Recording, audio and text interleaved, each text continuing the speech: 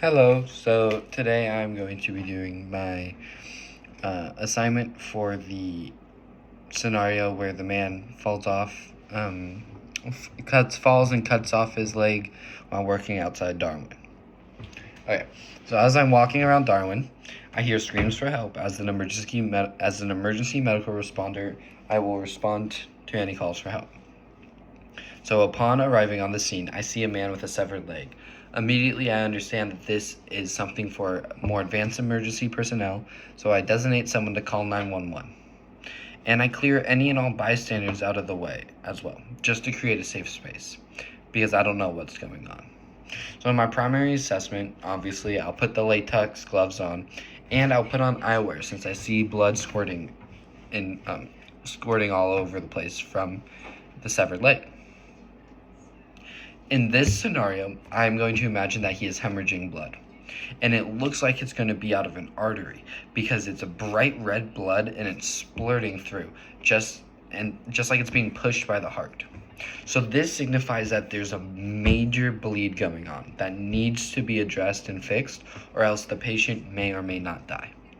So in order to prevent hemorrhagic shock from setting in, which is shock that is resulting from extreme internal and external blood loss, leading to a decrease in total blood volume.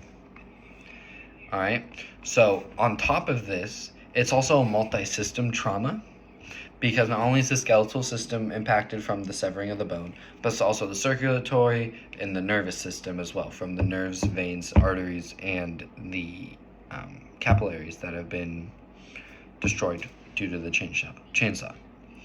So, in order to stop any and all bleeding, I'm going to use a tourniquet in this situation. I will go over one more mechanism to prevent blood loss if there is not heavy bleeding, but since this is, in my situation, it is an arterial bleed, I want to use a tourniquet.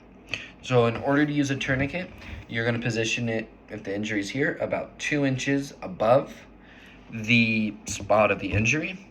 Then you're going to tighten the windlass all the way by twisting it, all the way until there is no more bleeding, and then secure the rod in place. Now, I'm also going to note when the tourniquet has been applied, so I can then give that information to the first responders. On top of this, before using the tourniquet, I will ask for permission and let the man on the ground know that there may be a lot of pain, because tourniquets do cause pain. Now, say that this was not an arterial bleed and it was just a bleed from some veins, or in many cases, you would be surprised to find out that a severed limb does not always bleed, because sometimes the blood vessels will close up. So, and resulting in far less bleeding than you would think. So, if this was the case, you'd first grab a trauma dressing, then you would pack the area around the exposed bone with sterile gauze in order to clot up and soak up all the blood, and provide direct pressure around that area in order to lessen the blood. You'd provide direct pressure using a trauma dressing pad, and once that original pad has become oversaturated, you place another pad on top. Do not take off the bottom pad. Once the second pad becomes saturated, you'll take it off, replace that top pad with more sterile gauze, and rebandage it. Continue this process until no blood flow comes out and no more seeping blood is in the gauze. Then you want to make sure the man stays in a supine position, because you don't know where the rest of his body is at, and make sure he is in a comfortable position. Because if he is in a comfortable position, then he will also not be in as much pain. And the more pain you are in, the faster shock can set in. On the process topic of shock, I'll also give him a blanket so he doesn't lose that much body heat. And I'm going to talk to him calmly and carefully, using reassuring words and using phrases such as "it'll be all right" and "I'm here," in order to reduce his stress, as stress has negative effects on the body. On top of this, after I have stabilized my patient and am continuing to check in on him, checking in on his breathing, on his heartbeat, checking to see if he has any signs or symptoms of shock, such as low body temperature, quickened breathing, an accelerated pulse. He could have pale or cool skin, or even signs of anxiety. As long as he doesn't show any of these signs or symptoms, I will then look and try and find the patient's leg.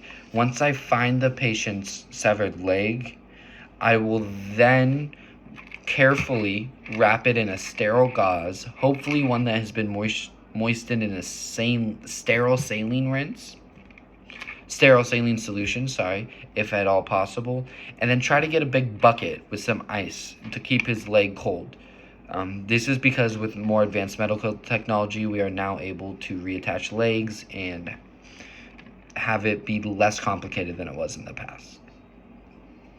I will continue to monitor him once again, checking in on him, checking his level of consciousness, checking his breathing, his airways, circulation, just to make sure he is all okay and not going into shock. Things to look for, like I talked about in shock: color of the skin, their respiratory rate, their blood pressure, and how they're feeling physically. If any of these signs or symptoms were to worsen, I would provide extra care, and I would see if there's more to the injury than I noticed in my primary and secondary surveys. Until then, I would wait for emergency personnel to arrive and assist them in any way possible. Thank you.